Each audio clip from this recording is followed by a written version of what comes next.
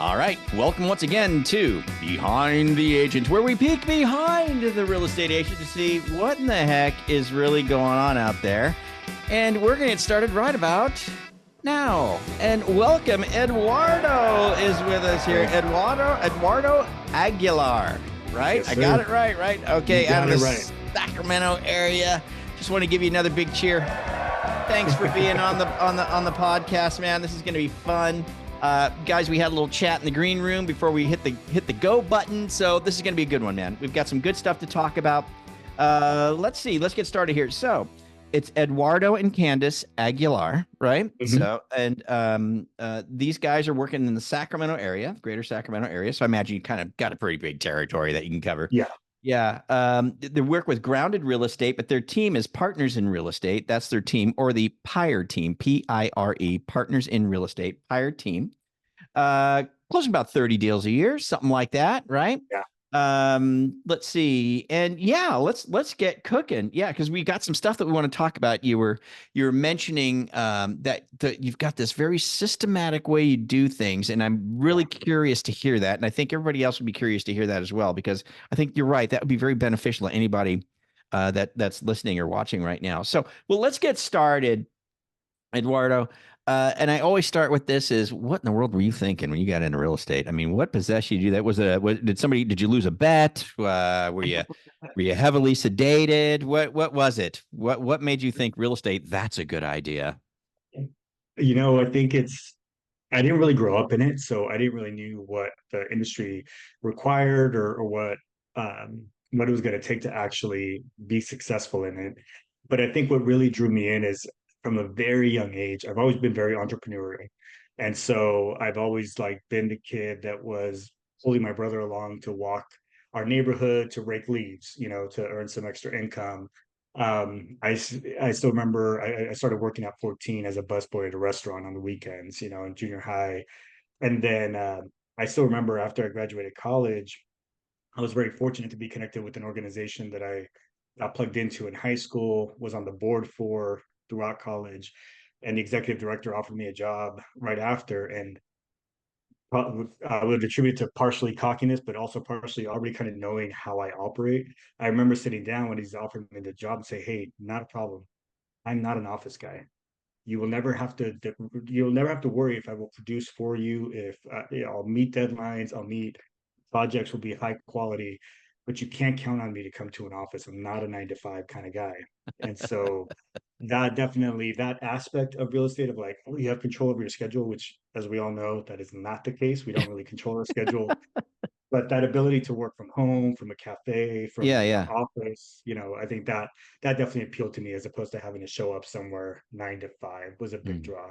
mm, Um, yeah, and aside from that, it's just my background is also in consulting, so I've always had a somewhat independent practice, mm. and so it just kind of really ushered a way into real estate for me that was pretty seamless, But why did minus you? the See, I get it. I get what you're saying, all that stuff. But yeah, what made you think, okay, real estate? That's yeah. that's the thing. What? Why did you think that? I enjoy it. So part of it was I grew up also in my dad. We immigrated here from Mexico, and in Mexico he was a university professor. Here he was in construction with all of my uncles. So I grew up in construction, like driving around a lot of the local areas here. Yeah, And so housing was always kind of something in the back of my mind. We did a lot of yeah. work on houses, and just knowing that I could become an agent and make an income doing that, and also seeing the impact that owning a home had on my own trajectory, right? Mm, So when it's 97, so I was probably about 15. My mom was in a fortunate position where she had her own house cleaning business and got asked by one of her clients to go clean a house that happened to be 6 blocks from where my grandma lived, around the corner from where her brother lived, and then, a few blocks down from another family member. And as she was cleaning the house, she's like, "Oh my goodness, this would be perfect," because we had only rented up until that point. And so she just spoke to the owner and said, "Look, I won't qualify for a loan because she's, has her own business, but yeah, she's all cash. And I love my dad, but he wasn't the most consistent provider. And so yeah. they would have never qualified for a loan. And so because they knew my mom and trusted my mom, they ended up doing a seller finance purchase for them. And that's what allowed us to get into home ownership. And as stressful as the purchase of a $97,000 home in 1997 was for them. Yeah. You know, it gave our family a level of security despite everything else that was going on Yeah. that just allowed us to never have to worry where we were going to lay our head. So I think that's always been in the back of my mind as I'm working with clients. It's less about the transaction. And I tell this to all my clients, I'm like, the transaction is going to happen when it's going to happen.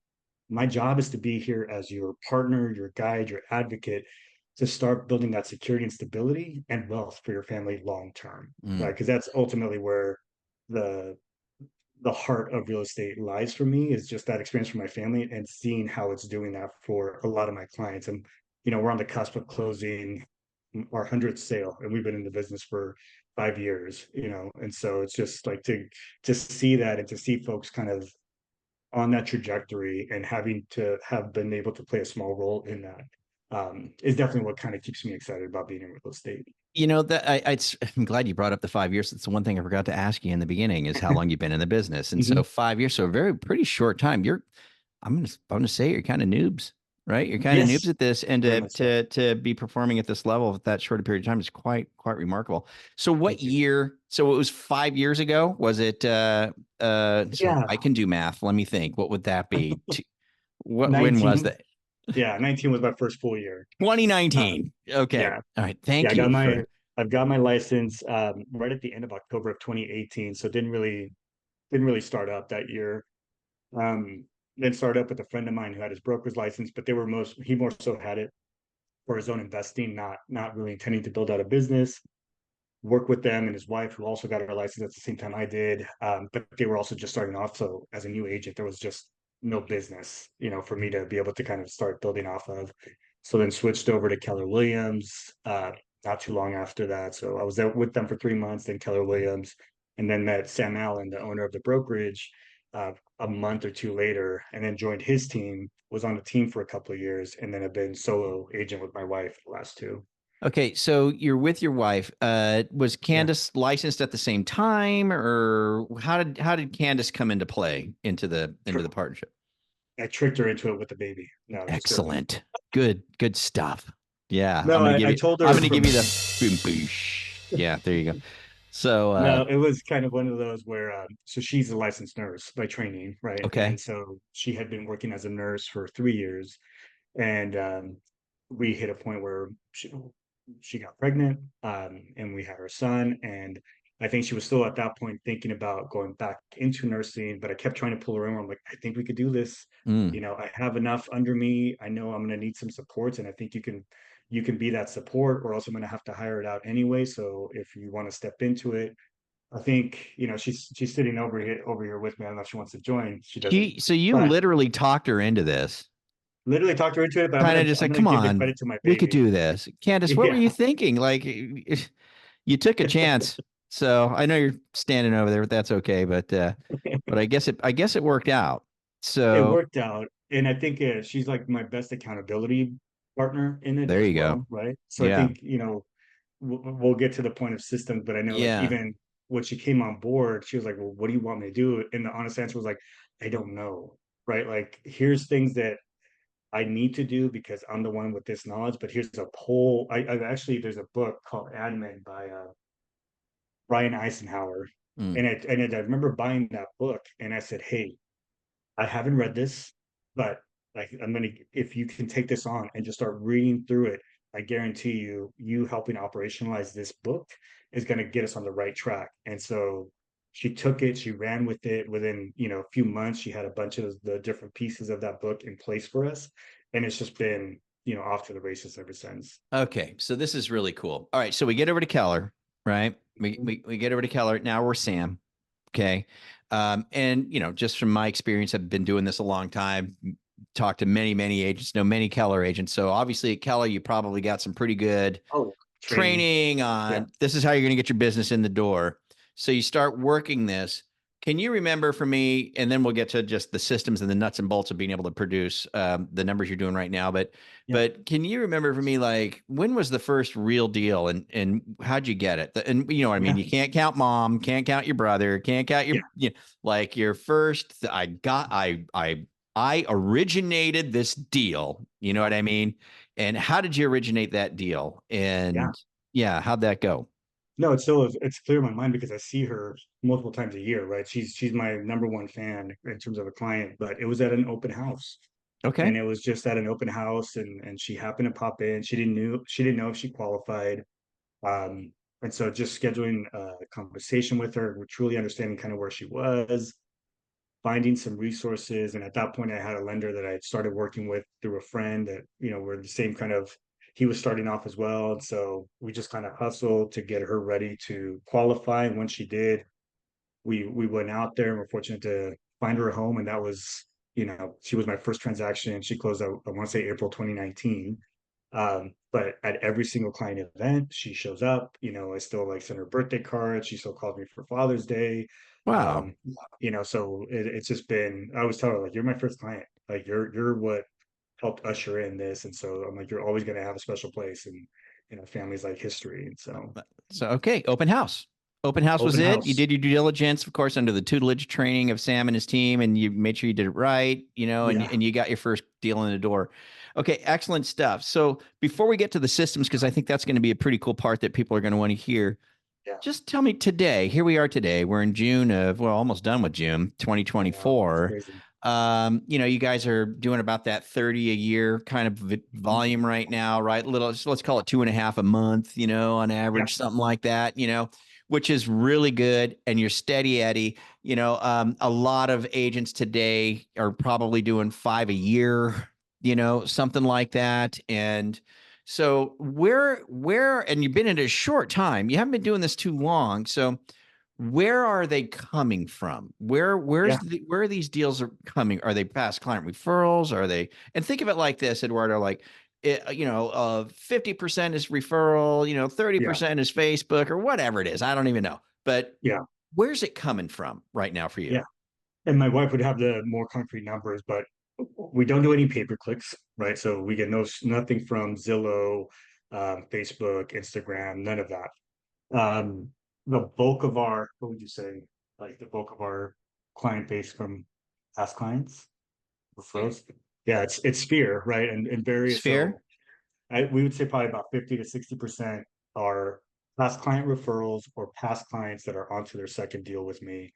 Aside from that, I do open houses. I do about, try not to overwhelm so that we carve out a little bit of time, but you know, right now we're on at least 3 weekends a month. I'm doing open houses out there, but we have a system around that. So it's not just showing up and hoping that somebody shows up. There's a whole system that we built to make sure Okay. that it's a productive enterprise. I also do cold calling. And so I try to call anywhere from 500 to 1,000 people a week. A week. Okay, let me Uh, stop you there. Cold calling 500 to 1,000 people a week. What are you cold calling? Expireds? Are you FISBOs? What is it?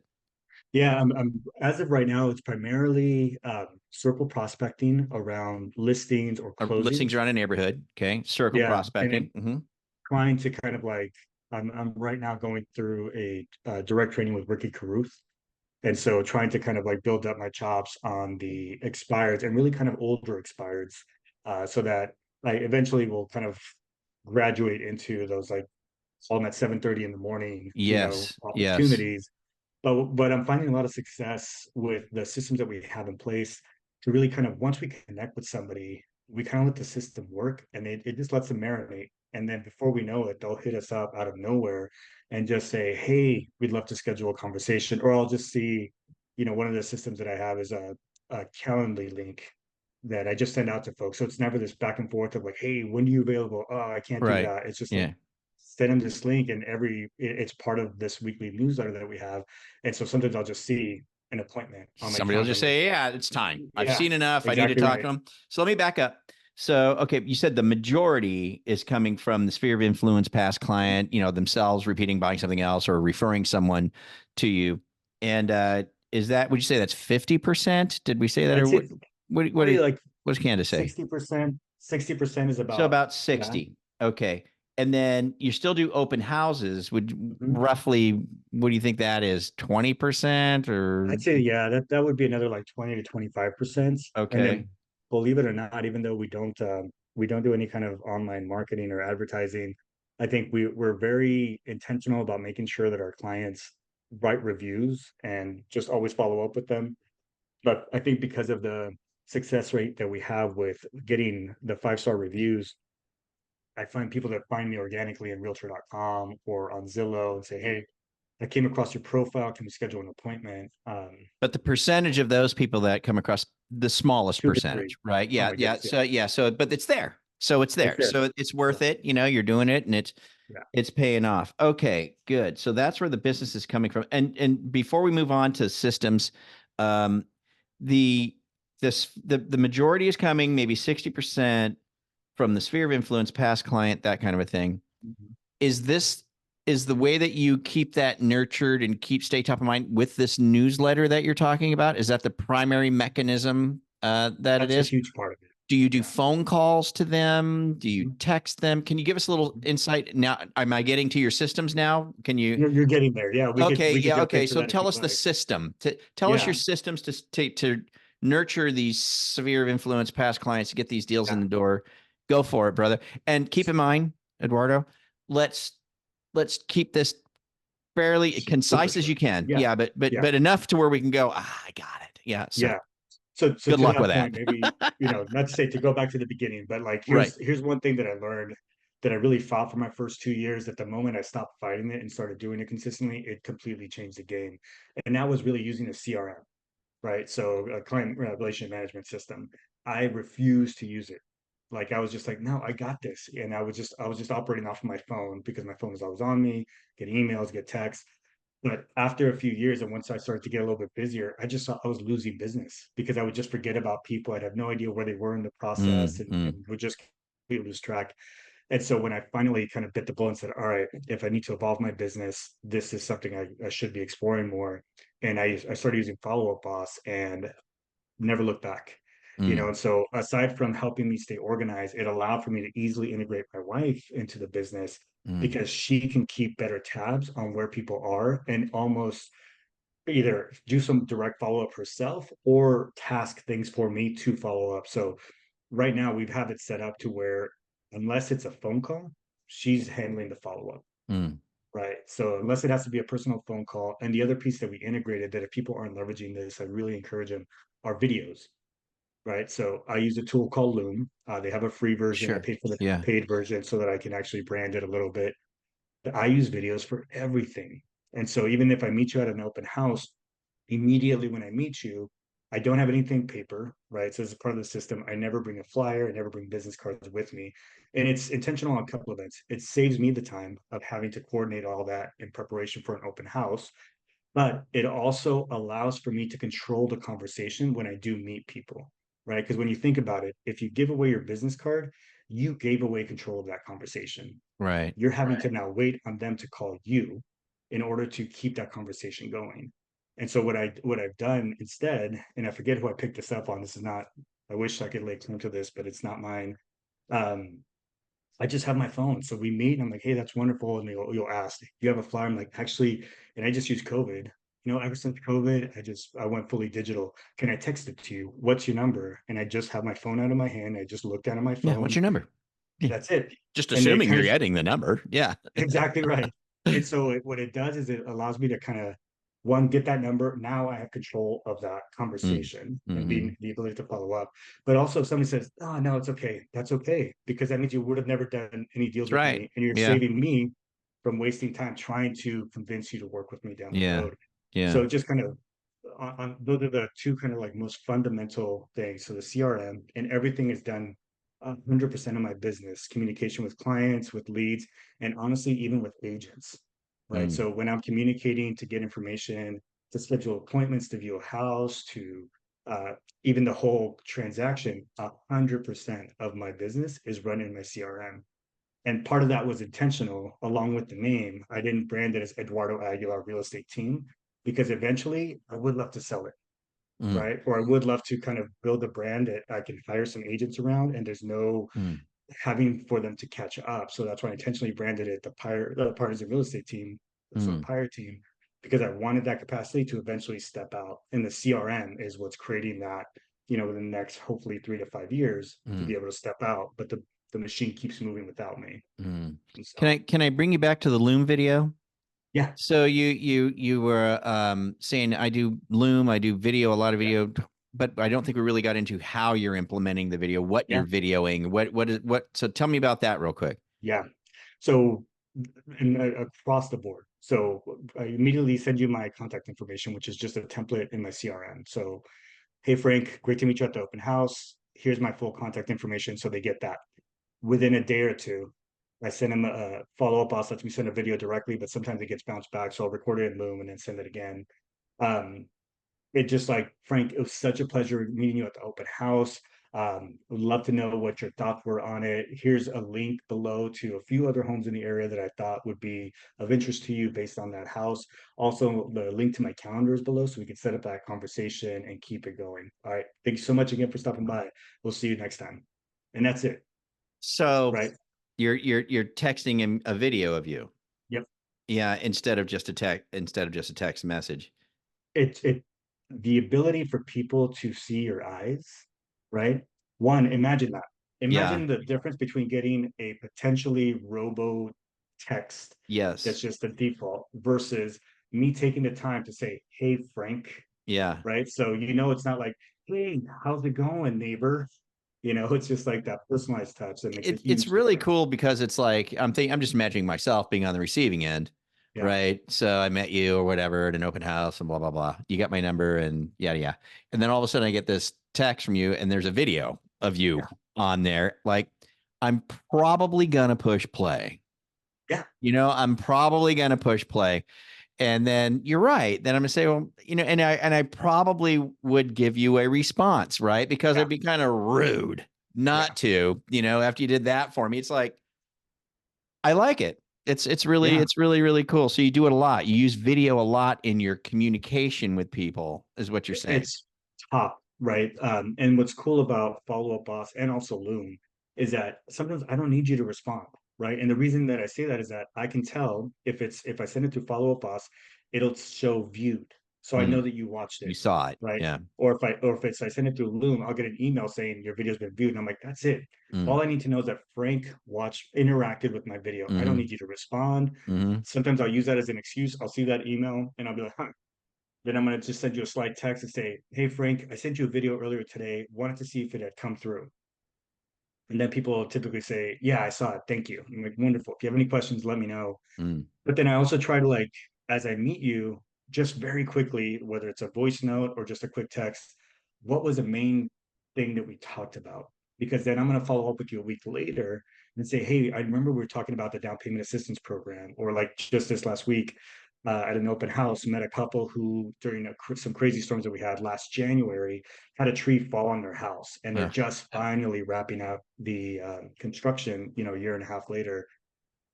And so just following up on that to kind of say, hey guys, have you gotten the key? Are you guys fully into your house already? Right. So nothing like, hey, are you thinking, what'd you think about the house? But it's just like, are you guys fully moved in yet? Like, how's that going? Do you need any supports? I'd be happy to yeah. send any support Yeah. your way. So those personal touches have just made such a difference in how people interact with me, and then the relationship that I'm able to have with people throughout the transaction, regardless of if we're closing something in 6 months, a year and a half, or in one case, 3 years working with the client before they close on a house. Mm. And so This is good. And you're coupling this with the CRM to make sure when to follow up, when to send yeah, the video, when to do. yeah, So you're triggered. Okay, this is this, this yeah, is this, this is this.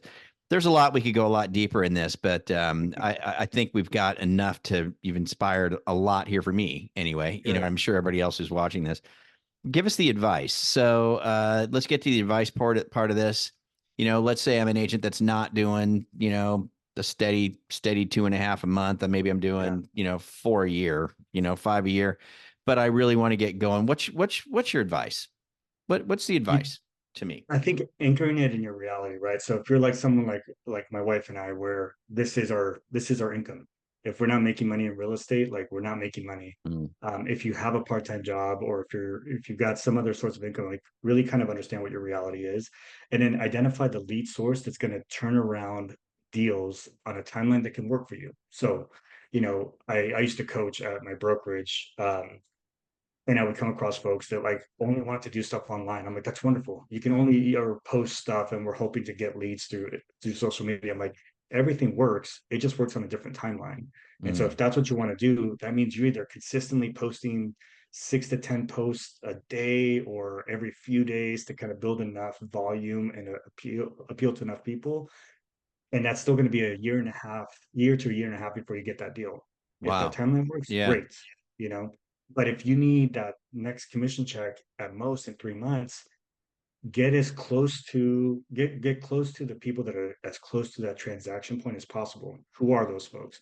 Open houses, right? Because these are Mm. people that are raising their hands Mm. and saying, I'm not sure if I'm ready, but I'm looking. Great. Let's talk. Right. That's why people chase expireds and FISBOs. They've raised their hand and said, I want to sell, Yeah. or I tried selling. Right. And so I think that you get to determine, hey, if I'm okay to not have a paycheck for the next X amount of time, that's great. Or if I need that paycheck again in the next 2 to 3 months, who are the people that I can start interacting with, or what opportunities can I put myself into to get connected to people that are as close to that finish line as possible? And then just focus your energy there. And it is, you know, you do have to put in the work. I work, 10 to 12 hour days pretty typically, and it's kind of scattered throughout the day. But being able to kind of know, for me, I'm like, no, I need to keep on that 2 to 3 deal a month consistency. Yeah. And so working our sphere through our database, and then still doing open houses, like I said, 3 weekends out of the month, I'm doing an open house, whether it's a Friday evening or Saturday or Sunday morning, or a Friday and Saturday and Sunday Mm. morning, Mm. and calling around that and dropping off 100 flyers to the neighbors to invite them to come Yeah. out. Yeah. There's just a lot. You want to create the opportunity for success because it's not just going to happen. So I guess if Right. that's the tip, it's like you got to hustle, but you got to hustle intentionally, Yeah. and also kind of knowing what your rhythm needs to be and then kind of adjust accordingly. Good stuff. Great advice. Love it. Yeah. Love it. Love it. Thank Love it. All right, let's wrap this up with the real side of real estate. you. This is where we talk about something, that's just, I always like to say this on every episode. It's like, real estate can appear to others as some kind of a cushy, cool job where you make all this money and you got these really cool websites and you look all pretty on your pictures and, it must be just easy breezy out there. But in reality, stuff happens, Yeah. right? So what do you got? You got a story we can learn from? Yeah. I mean, it kind of going to that point of like, just, you want to have your systems because you just never know when things are going to close. And so, I used to get really excited when I got that client or when I got that into contract. But then I started to realize like so many things can go wrong. Totally.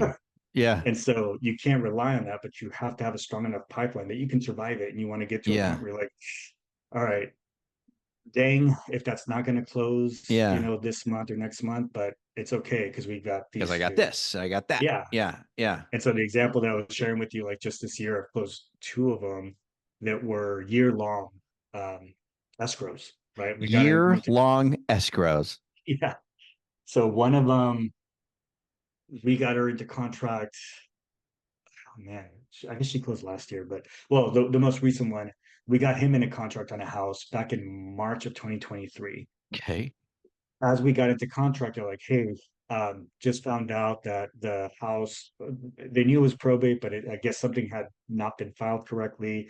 And so they're like, we were a couple of weeks in, we'd already done our inspections, and they're like, hey, we're having to kind of go back to the court. So it might be delayed by a few months. A We're few like, no months. problem, A a few few months. And months. luckily, Not a my few client weeks, a few was, months. Yeah. yeah, just because of the rhythm of the court. Yeah. Luckily, my client was not in an urgent situation. He has a house. This was an investment property. So he's like, no problem. Um, 2 months in, I'm just regularly checking in with the agent, like, hey, can you send me an update? Can you send We're me still in confirmation? escrow.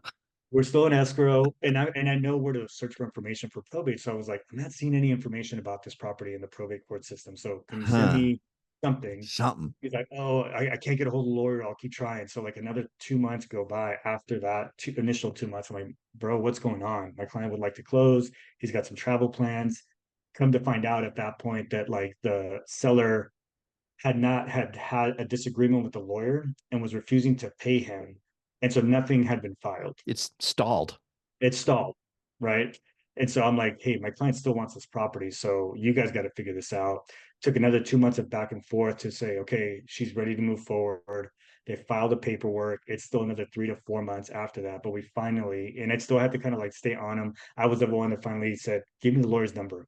I was the one with the lawyer, like, what do you guys need? How do we push this? Like, get it done.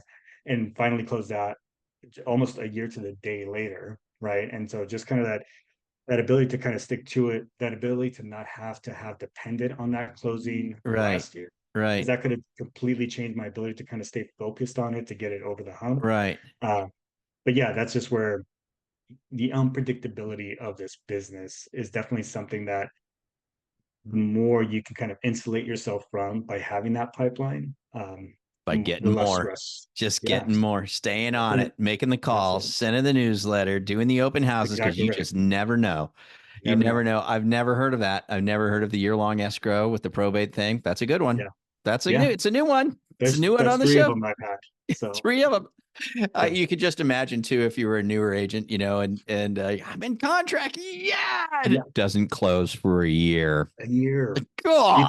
You think about that, like what was my hourly rate on that? Jack. Like I would have been better off doing something else, but Hey, but client's man, happy.